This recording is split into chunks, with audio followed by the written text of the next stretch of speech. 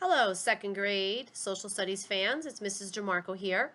We're going to continue our read of ancient Greece and the Olympics. And this is chapter 7. The title is Let the Games Begin. And I read it that way because it's so exciting. The Olympic Games are finally going to begin.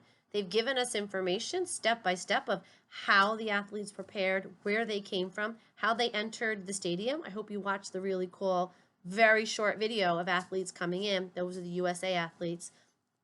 So without further ado, let's read Let the Games Begin. On the first day of the Olympics, athletes and judges took an oath. The athletes and judges stood in front of a statue of Zeus. The athletes swore they had trained for 10 months. They also promised to obey the rules. The judges swore to judge the games fairly. So an oath is a promise that you make to do your job or do your part of these games. Here's the picture. So they're standing in front of a statue of Zeus. If you remember from way back when we started talking about the Olympics, that they were dedicating the games to Zeus. Really everything went around the big god of Zeus. Then there were the contests to choose the best trumpet players and heralds. Heralds were men who announced the winners. Trumpets blew to alert people that event was about to begin. Running. As trumpets sounded out, runners gathered at the starting line. All the runners had to start at exactly the same time. If a runner started early, he was beaten or forced to leave the games. Oh my goodness. If a runner leaves early now, it's just called a false start. Runners put their feet into long stone grooves. This kept them from taking off too soon. There were several kinds of races. One was the stade. The runners sprinted one length of the stadium. The second was the dialysis, which was 2 stadium lengths. The longest was the dolichus, which was the long-distance race, and the racers ran 12 lengths of the stadium. So let's see, 3 races that they mentioned, 1 length of the stadium they had to run. The other one was they had to do 2 stadium lengths, so back and forth. And the longest was 12 lengths, back and forth 12 times. Yeah, DeMarco signs up for the shortest one because I am not a runner. So let me show you this photo before I continue. There's the runners getting ready. There's the trumpeters. The most difficult race was won in full armor. Runners wore bronze helmets and carried heavy wooden or bronze shields. They looked awkward and funny. The crowds cheered and laughed as the racers lumbered by. I couldn't imagine running in all that gear. The javelin. The javelin was used in hunting and in war. It was a long wooden spear as tall as a man. One end was pointed. Throwers held on to a leather strap wound around the javelin. When they threw the javelin, the strap unwound. This made it fly straighter. Whoever threw it the farthest won the contest. The discus was shaped like a frisbee. It could be made of lead, iron, bronze, or even marble. It usually weighed about 5.5 pounds. So if you happen to have in your closet or in your refrigerator a big bag of potatoes, like the bag where all the potatoes are in, that's 5 pounds. So this is 5.5, a little bit more. Imagine taking that in something solid that looks like a frisbee like this. And if it was stone or marble or iron, it's really, really heavy. Here's the javelins. And you have to throw it a certain way. You can't just throw it. There's a way, if you look, that he's winding up here and then twisting around his body and then releasing it.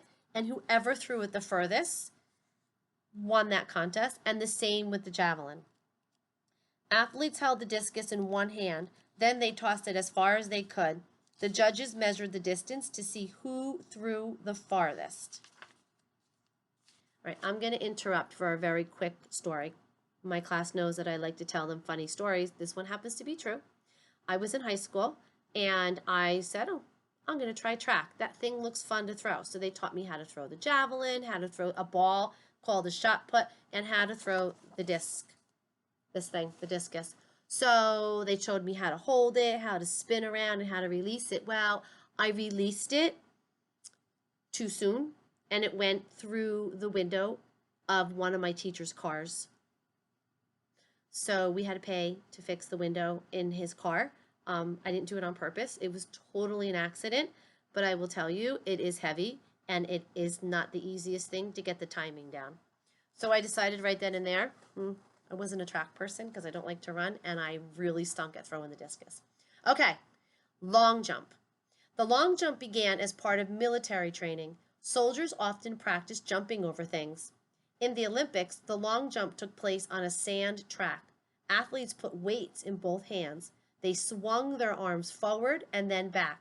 Then they jumped as far as they could. So flute music played during the long jump. That's what Jack told us. So here's the long jump. Wrestling. They have wrestling still today. Well, all this is still part of the Olympics today. Wrestling also began with soldiers. They practiced it for hand-to-hand combat. Olympic wrestlers wrestled in the sand. In one event, they had to throw another wrestler to the ground from a standing position. 3 falls cost wrestlers the match. If their shoulders, backs, chest, or stomachs just barely touched the ground, it was called a fall. Wrestlers put powder and olive oil on their bodies. The oil picked up sand when their bodies touched it. This helped the judges tell if the wrestler really had a fall.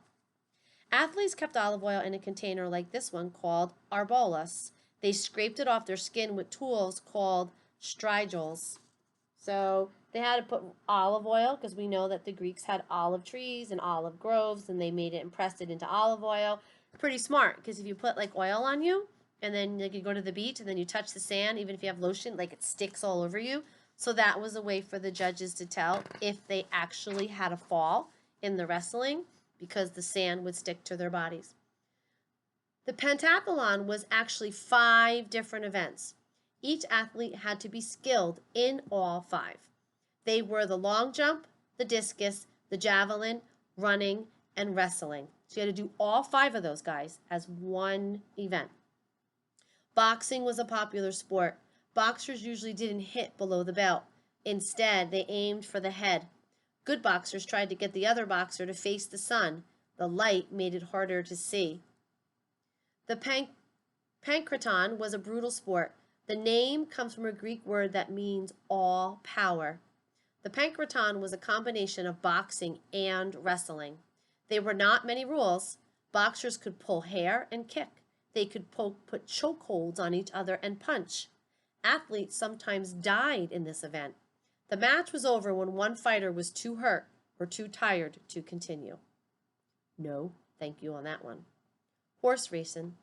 There were also horse racing events at the Olympics. Crowds watched the races at a track called the hippodrome.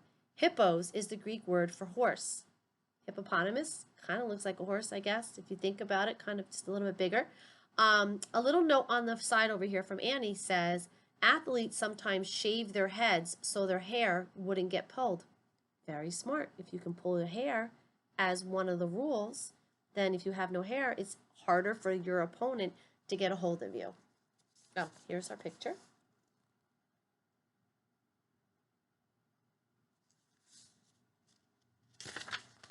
Some races were for horseback riders. Others were for chariots pulled by teams of 2 or 4 horses or mules. Chariots were wooden carts driven by one man, and the riders rode without saddles or stirrups, so they just stood in their little cart. His job was dangerous. Many drivers fell off. Not many chariots finished to the race. The winners of the horse races were not the drivers or the riders. They were the owners. Women could own horses. This was the only Olympic sport women could actually win. So if you remember from our other stories or other part of the story, women were not allowed to partake in the Olympic Games, but they were allowed to own the horses that raced in the Olympic Games. The same holds true today. Horse races, they don't have chariots, but they still have horse races, and the people, when the horse wins or the rider wins, the person who gets paid is the owner of the horse, which is not the person who rides it.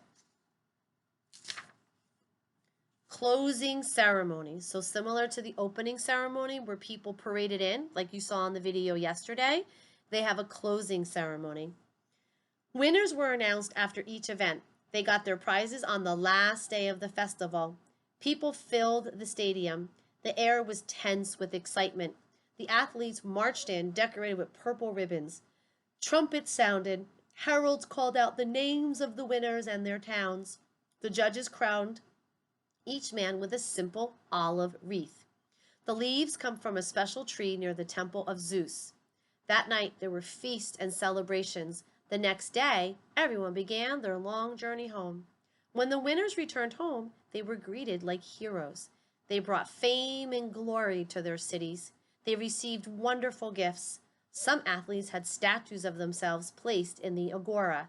Remember, the agora was the central meeting place where everybody came and they bought items, and farmers came and sold items. That's where they met. So when they returned back to their city-state, everybody filled the agora to celebrate and cheer for them. Others had poems written to celebrate their victories. Some athletes were given jobs and even free meals for life. So I'm going to show you a picture in a second. Annie writes, girls actually had a separate festival during the Olympics. It was dedicated to Hera. Girls ran foot races that were a little shorter than the men's. And if you remember, Hera is the wife of Zeus. So it makes sense that the men fought and dedicated their battles and their games to Zeus, and the women to Hera. And over here is when they were coming back. There's Jack and Annie actually on a chariot. There was a myth that the tree that they took the leaves from to make the crown was planted actually by Zeus. Milo of Croton, the wrestler. Milo of Croton won 6 Olympic victories. He was so strong he could bend nails between 2 fingers. It was said that once he even carried a cow on his shoulders. There's a sad story about Milo's death, though. One day he saw a tree in the woods with 2 iron wedges in it. Milo pulled the tree apart to get them. The trunk snapped back together, trapping his hands. He could not escape. That night, wild beasts of the forest ate him for dinner. Could be a myth. Diagoras of Rhodes, the boxer. The Greek thought Diagoras was the perfect athlete. No one else boxed with his skill, grace, or bravery. When Diagoras was old, he visited the Olympics to see his sons compete. Both won. The sons lifted him onto their shoulders and carried him around the stadium. Diagoras knew his life was complete. Bowing his head, he died peacefully in their arms. So here's Milo of Croton. And then here's the other one. So friends, the Olympics were a very big deal in Greece, in ancient Greece, and they're still a very big deal today. If you've missed a few of the lessons, the Olympics are held every 4 years in winter and in summer in different host countries around the world. Unfortunately, due to the pandemic of this virus, the Olympics that were supposed to be played this summer in Japan are not going to be played. So my friends, I hope that you're enjoying ancient Greece and the Olympics. I know I am. And I will find some maybe other videos that I can add on so you can see some Olympic races. Think back, though, to Wilma Rudolph when we watched her race in the Olympics. Okay, friends, happy learning.